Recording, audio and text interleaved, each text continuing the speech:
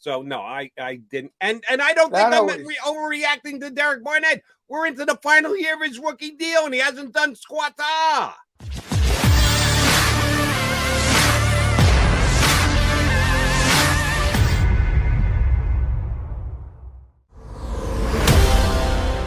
Appreciate you being here with us. We're going to have an interesting show today. We hope to say some interesting things. I think there's some interesting topics to be broken down. But the way we're going to bring people in and out should be interesting. I'm going to be here the whole show. You're stuck with me. You got 2 hours of this Mac Man.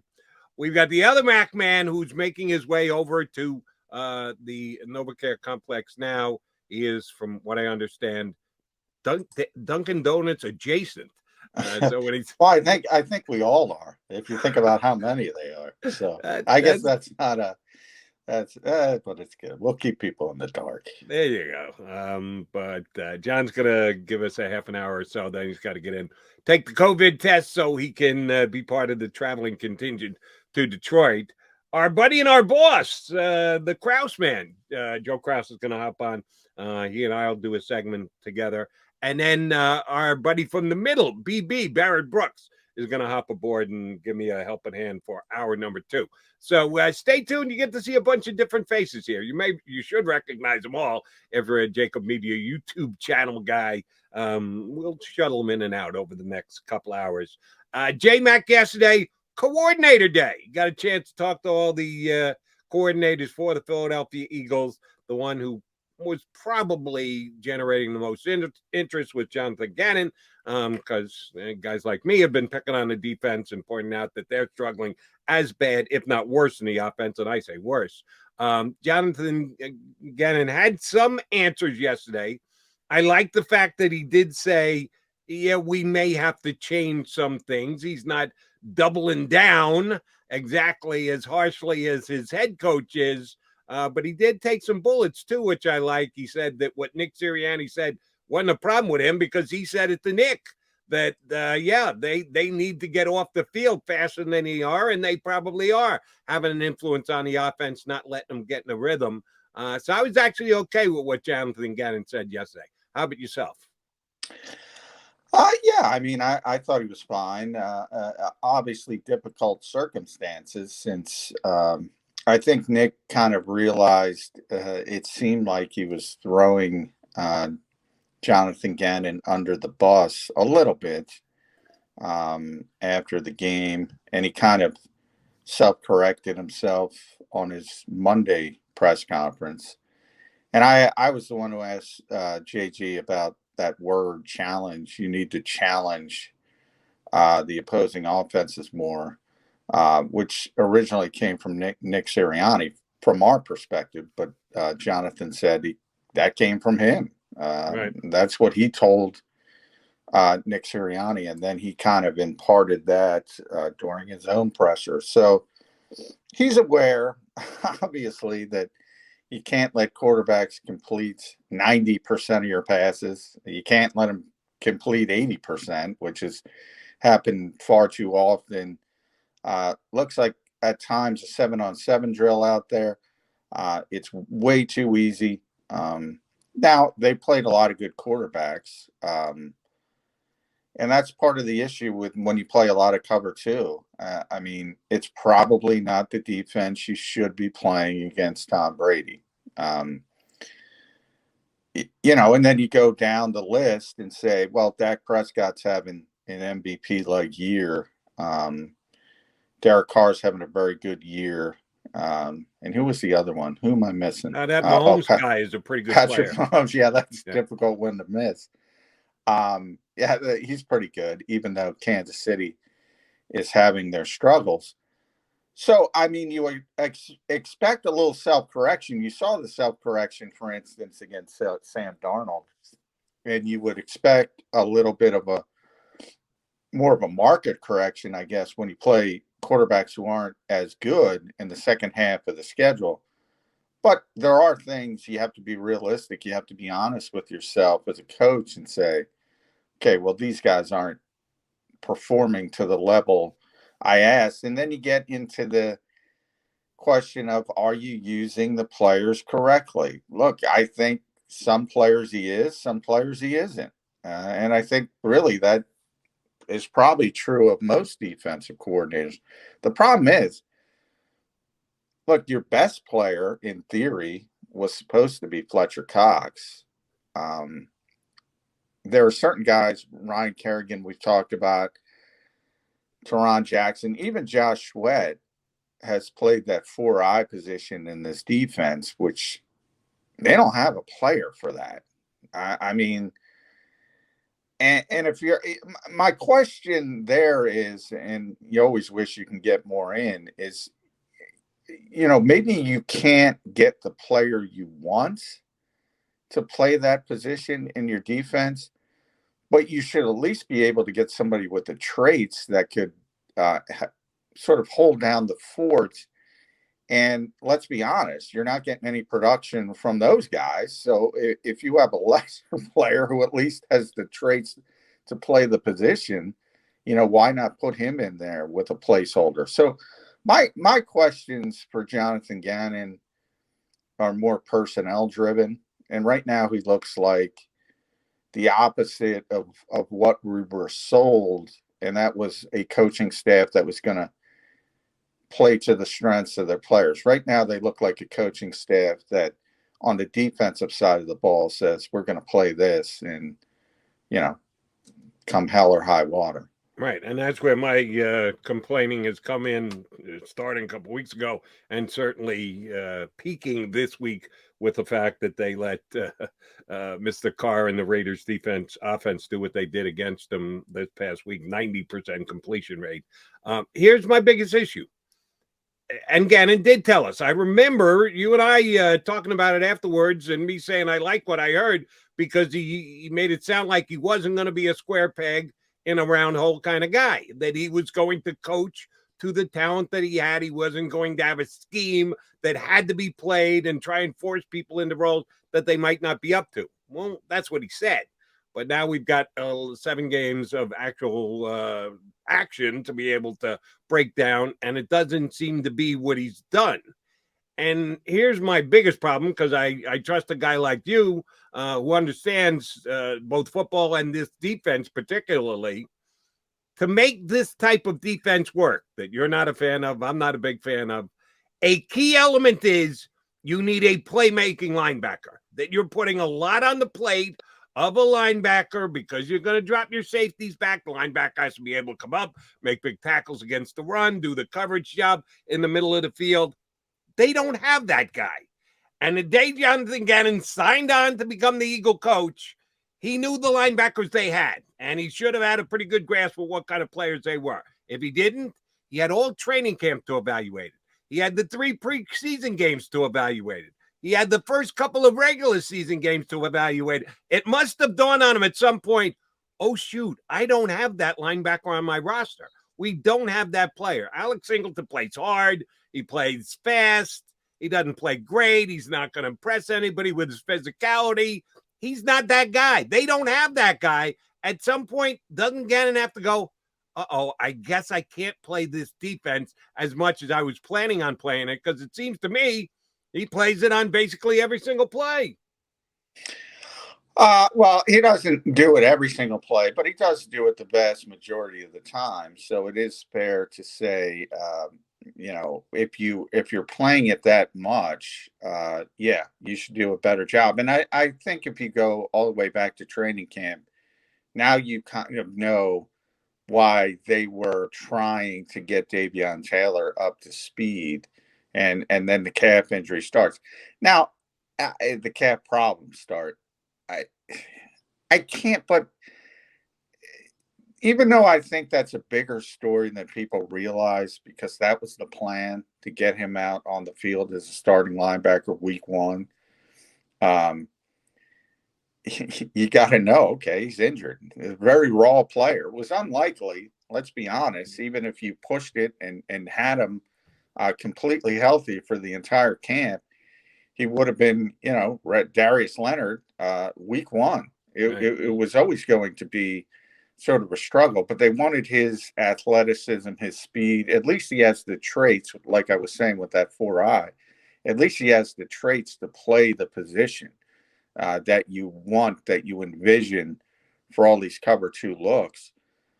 So I think that was the original plan. In fact, I'm sure it was the original plan. And then obviously the injury kind of pushed things back. And as we go through the season, and you've already start to see it, I think his play is going to ramp up as we continue. And, ultimately, if he becomes the 3-down linebacker, he's going to have to get better with the mental aspect of the coverage schemes and things like that. But he hasn't played well to start. None of the linebackers have played well. I was just writing about this for Sports Illustrated, so I looked it up.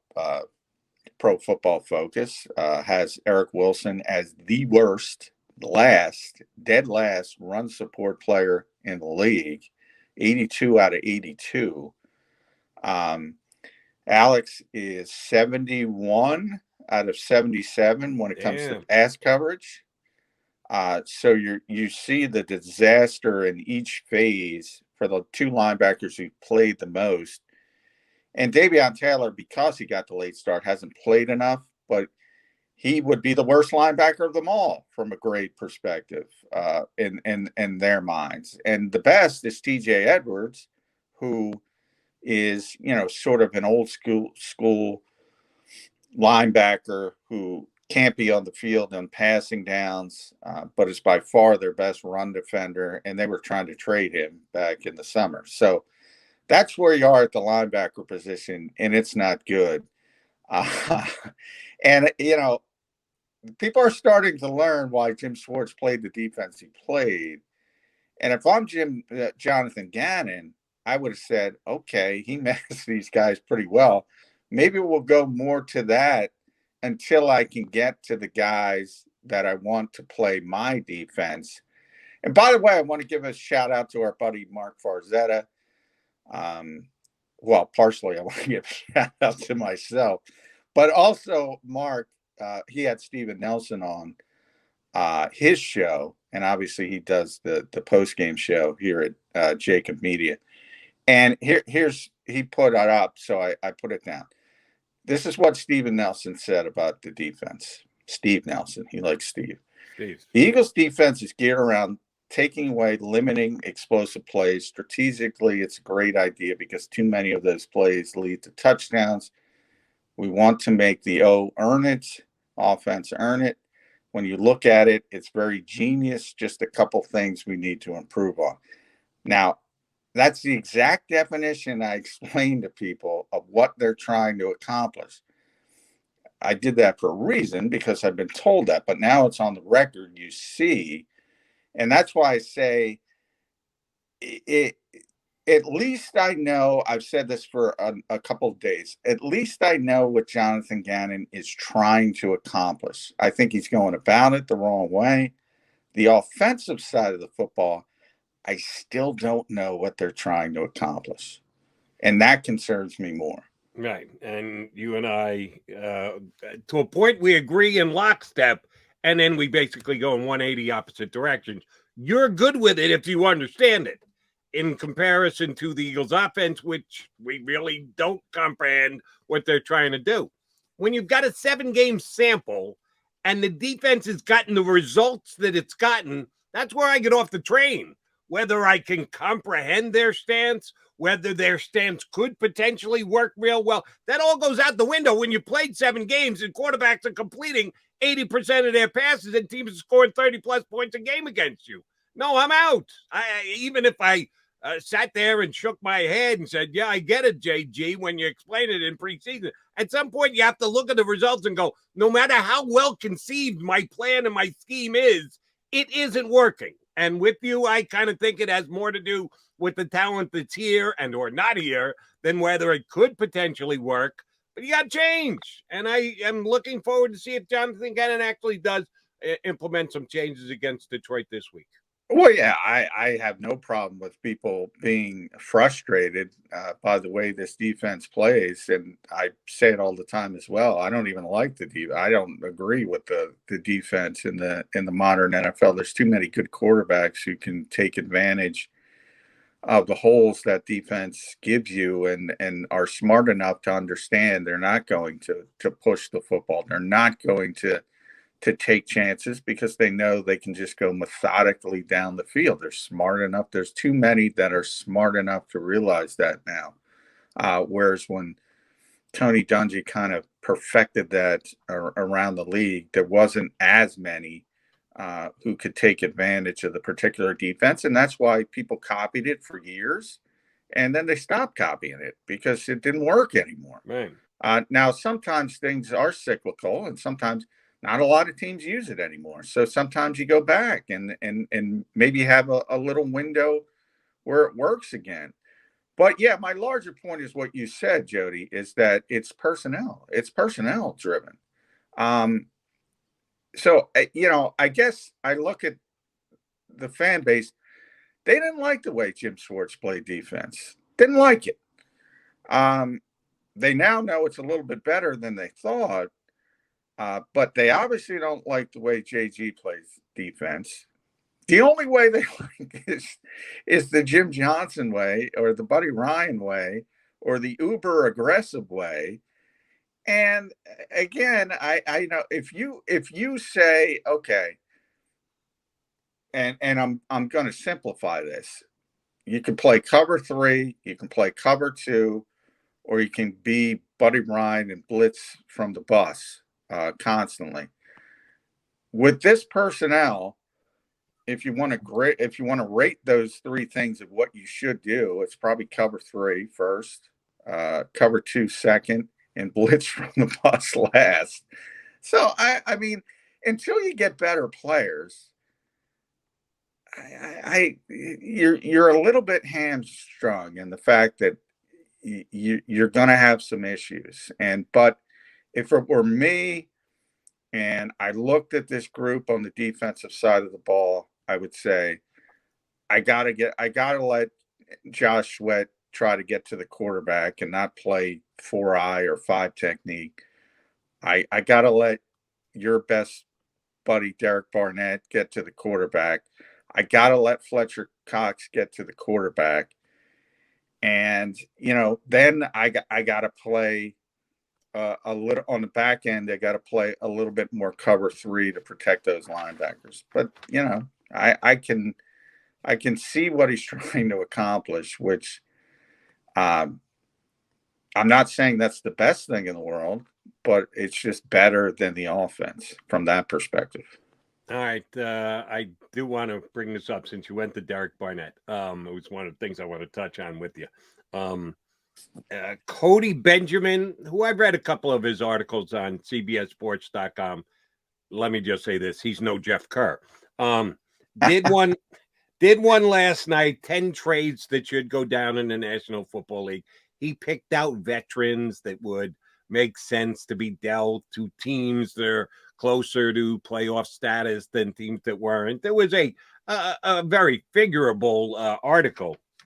He had Derek Barnett as one of the tradable players. And I do suggest everybody, I'm coming up just short of saying, if you want to have a laugh, go check this out. But I'm damn close to it, as a matter of fact. Derek Barnett was one of the 10 guys he said should be dealt, could be dealt prior to the trade deadline. He had him going to the Tennessee Titans, who actually have bigger needs on defense. But if they did a Nick Sirianni and doubled down on getting to the quarterback, they bring in Derek Barnett. Excuse me? Getting to the quarterback. What's the one thing Derek Barnett never does? Get to the quarterback. I didn't understand his stance a little bit. And then to add to it, he projected on each of these trades what it would take, and he kept it simple in that it would be for a draft pick, not trying to figure out a player matchup. So what kind of draft would it take to get the deal done? What do you think he had Derek Barnett going for, JM? Conditional 6. Should be a conditional 7. I'm guessing by the way you're describing, it's more than that. How does a conditional 3rd sound? Well, he's not looking at the contract. I would think. And I don't know. I don't know. People put these things together for They want it to be baseball. They want it to be basketball, and they get a lot of clicks and a lot of interest. Well, they get a lot of mocking from me when you suggest the Eagles can get a conditional third for Derek Barnett with the way that he's playing and his contract status being what it is. There's no bloody chance they get a conditional third for him. Yeah, I mean, the player doesn't at this stage doesn't deserve a conditional three just by himself. If you don't add in the other, now it is, when you talk about the contract, it is at that point, prorated, so it's essentially 5 million instead of 10 million. So that makes it a little bit better. But then I always see these things. See, you said Tennessee, right? Yeah. Well, where did Derek Barnett go to school? He's a former. Where's Jim Schwartz? Oh, see, I hadn't even thought of Schwartzy. Was Schwartzy in love with Derek Barnett? Was he a huge Barnett guy? Yeah, he was. Yeah, he likes Derek. But I mean, that's where I think it's coming from, and people do that. And I'm not picking on. I don't know him, but I mean, people do that too much. Oh, he's from Tennessee. He went to Tennessee. He played. Everybody loves him in Tennessee. Broke Reggie White's record. Jim Schwartz is there. They put that together. Like Jim is the GM. GMs are too smart in this league to give up a conditional third for a player you don't have to give up a conditional third for. It's as simple as that. It only takes one. I always say that. It only takes one dummy general manager. So you never say never about anything in this league. You learn that desperation is a big thing. I always mock Rick Spielman for the Sam Bradford trade. He seems to do it every year. This year it was Chris Herndon at tight end. But, Tennessee's a pretty good team. They could use a pass rusher. Derek Barnett would probably look better in a Jim Schwartz like scheme, even though he's not the coordinator there. But no, you're not getting a conditional third. If you're getting a conditional third, he's going. I'll tell you that. All right, just to further the point, and then I do want to jump to the quarterback position with you next. The other guys that he said could potentially be traded, Derek Barnett for a conditional third. Marcus May of the Jets, who's a legit starting safety in this league. Not a star, but a legit starting safety. He's a good player. Nice player. 4th round pick. So he thinks that Derek Barnett is worth more on the open market than Marcus May. Kyle Fuller, cornerback from the Broncos, 5th round pick. I'll take Fuller over Derek Barnett every day of the week. A fellow defensive end, Trey Flowers, a conditional 5th. Barnett is a conditional 3rd, but Trey Flowers is a conditional 5th from the Lions. Well, if they could trade him tomorrow, the Eagles wouldn't have to face him, which might be a good thing. I think Flowers is actually okay. This guy missed the boat so badly on this deal. It's absolutely ridiculous. Is he an Eagles fan? He might be. Somebody should be giving him at least some Eagle bonus points, but I will say, edge rusher is a more valued position than safety. But yeah, I try to get deference, but I try to go down every gap. Who's a better player, Trey Flowers or Derek Barnett?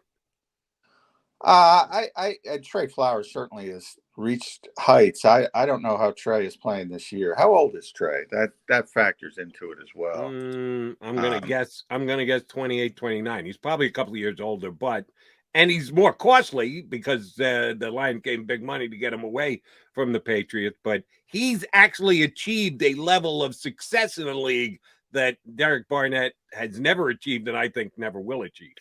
Yeah, I mean, he's definitely a more proven commodity. I think he won 2 Super Bowls at least, and I know the Patriots put him on their all-decade team or whatever they do up there. So I mean, he was a good player for a good team, and that's why he got the big money deal. Right. I think. Look. I think you're a little bit too harsh on Derek Barnett. I think that, but no, he's not getting a conditional third round pick. I mean, and if he is, Howie's hanging up the phone right now and he's putting that paperwork in. Oh, yeah, I would agree with that. No chance, no shot. And yes, Derek Barnett has achieved Vincent Velasquez status with me. I'm done. I just don't want to see him again every week. Every See, I time think Vinny. you're too quick, Jody. I think you're too quick. Yeah, I'm going to ask you this question, and I want you to I should have been You're quick with Vince Velasquez. I waited forever, a week, year after year after year, appearance after you're appearance, always and he honest just kept with me. stinking it up. You're always honest with me, so I want an honest assessment.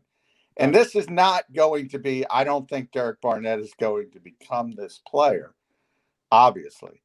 But were you out? Because there are a lot of people out on Brandon Graham early in his career in this town. No. I'll give you my honest evaluation of Brandon Graham. 100%. Go check the tapes if you can get them from WIP, wherever. I believe you. Did I think the Eagles should have drafted Earl Thomas instead? Well, yes, I did.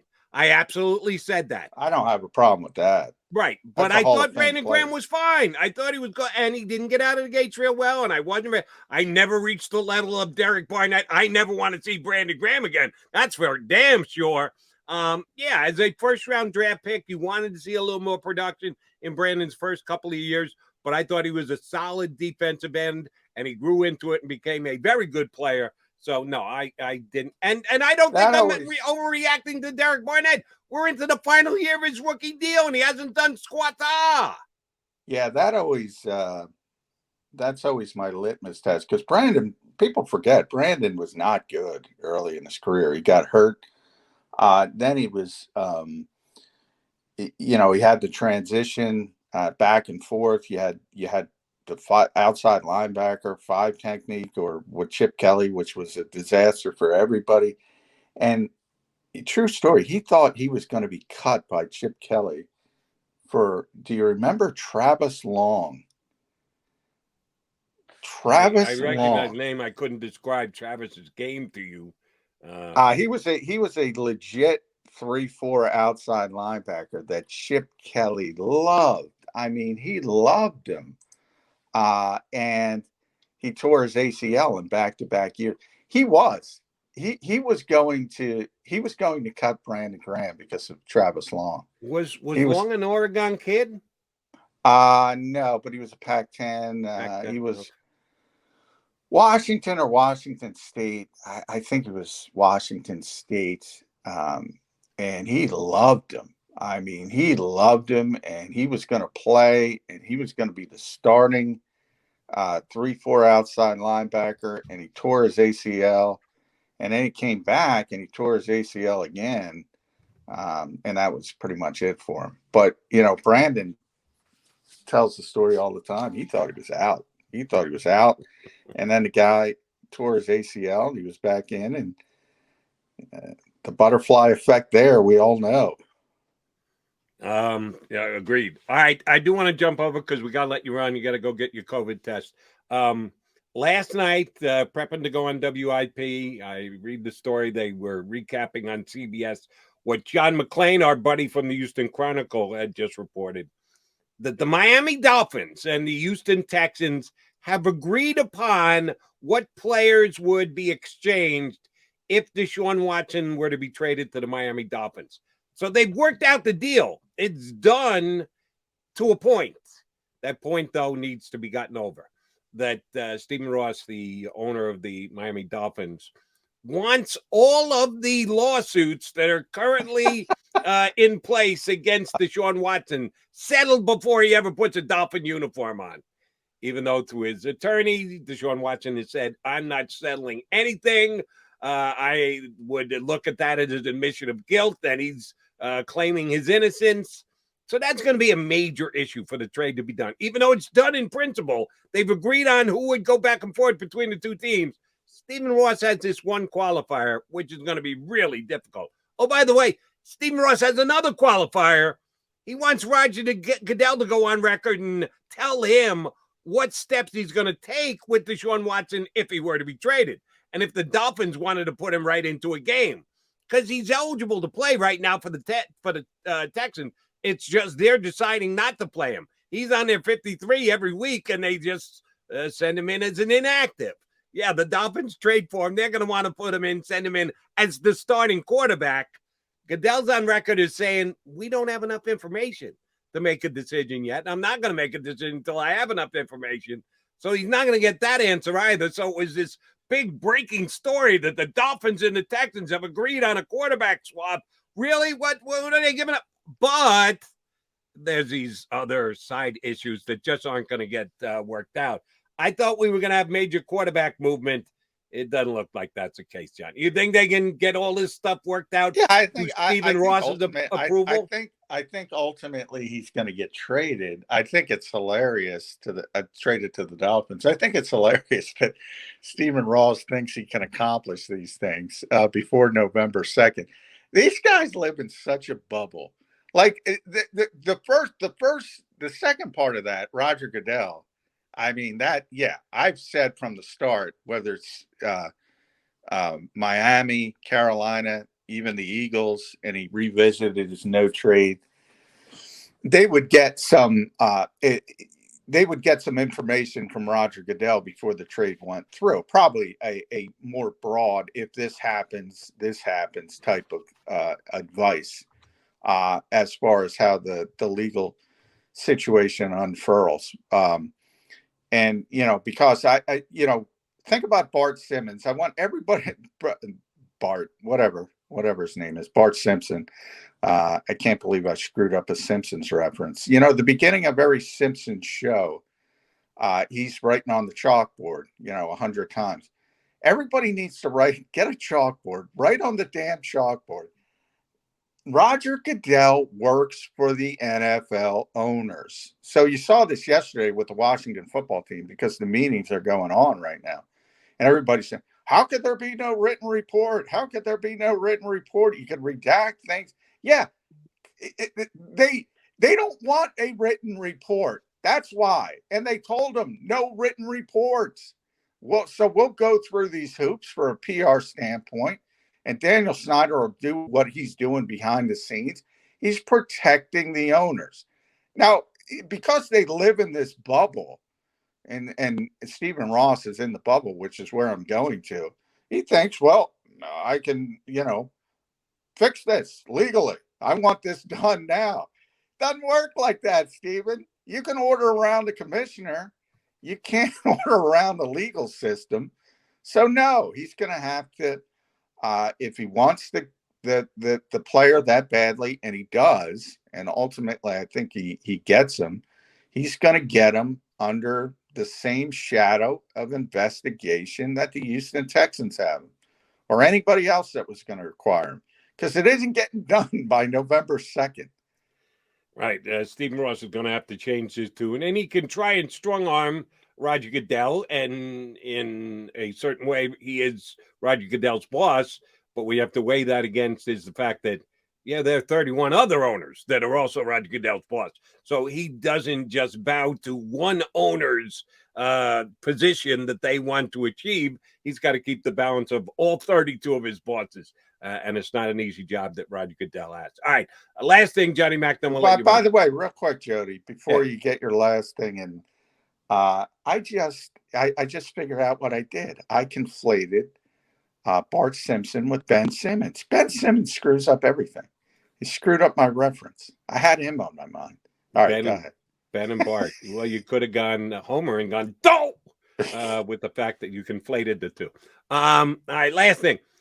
If you're right and Stephen Ross says, all right, I have to compromise. We've agreed on the players. I'm okay with giving up what I'm giving up. I'd love for all these lawsuits to go, not happening. I'd love for Roger to tell me had it not happening. The deal gets done. It only makes sense that Miami would attempt to move to Tagovailoa. And again, our buddy from CBS Sports, Cody Benjamin, last night had an article about that. 5 teams that should be interested in Tua Tagovailoa. Not one of them was the Philadelphia Eagles. I absolutely believe they should be one of the teams that go after him. I think his price has come down because of the injuries that he's had and the fact that the Dolphins haven't won games. They won games with him last year when he wasn't putting up bigger numbers. This year he's putting up better numbers, but they're not winning games. So go figure. How much interest in your estimation should the Eagles have in Tua Tagovailoa if they get the Deshaun Watson deal done and the Dolphins say he's going to the highest bidder? Yeah, we talked a little bit about that yesterday. I haven't heard anything from the Eagles when it comes to Tua. I just get the feeling they don't like the player from an evaluation standpoint. Now, I don't know that for a fact. This is just speculation, because typically, like we knew early on, like they were, if they had a chance to get Deshaun Watson, they were going to try to get Deshaun Watson. They loved the player, and Jeffrey Lurie has that history of giving second chances. So I think he's an owner that, and it turned out to be correct. He would have green-lighted that deal if they had any way of pulling it off. But they don't. So then you start thinking, okay, well, how else are you going to go? How else are you going to find this quarterback? And I think they're going to look towards the draft, whether it's this draft or Kenny Pickett is now the guy, now the hot guy. What's your scouting report on Kenny Pickett? I specifically watched that game. He impressed me more this week than ever before because the Clemson defense is pretty damn good. They're having a down season, but it's more about the offense. And unfortunately, DJ Uiagalelei, who I thought was going to have a big year and was a Heisman candidate and got lifted from the game the other day. But their defense is still very good. It's not Georgia's defense, but a very good defense. And he threw the ball very well against them, threw a bunch of touchdown passes, and they won the game going away in the second half. So I was impressed. He is a fifth-year quarterback. He has stayed in college 5 years. The best quarterbacks come out after 3. He's already logged 5, so he's had a chance to develop. He's a little further along. He's going to be an NFL quarterback. Franchise quarterback? Not for me. Yeah, he seems to be the guy with NFL people that's raising the board. We always talk about there's always one guy, but it doesn't seem like he's going to be Joe Burrow or Zach Wilson or somebody like that. But there's always one guy that goes up the board and people talk themselves into. And sometimes they're correct, sometimes they're incorrect. I just get the feeling that the Eagles are not in love with Tua. Obviously, they can't get Aaron Rodgers. They probably can't get Russell Wilson. So, I mean, you got to find a quarterback somewhere. You can keep talking about draft picks. And I think you were the one who said this the other day. At some point, you got to identify a player and move forward. Yeah. But I mean, maybe that's why Gardner Minshew is here. Maybe they understand they're going to need a bigger bridge. And by that, I mean 2022 to get to 2023. And that's where we might end up. And yours truly is identifying a player right now, and his name's Tua Tagovailoa. And I'd love to see him land here as the Eagles quarterback. All right. Stop being Dunkin' Donut adjacent. Go in and get some Java and then head over to the NovaCare. I will talk to you again in the morning, JM. All right. Thanks, Jody. Appreciate it. Johnny Mac, my usual co-host here on Birds 365, has to get his COVID test so he can head off to Detroit and watch the Eagles win a game. That is certainly something I'm going to discuss with my next shoe-in partner. It's nice when you can shoe in the boss. Joe Krause is going to join me. He and I will do a segment together, and then Barrett Brooks will be on for hour number 2. Keep it right here on Birds 365.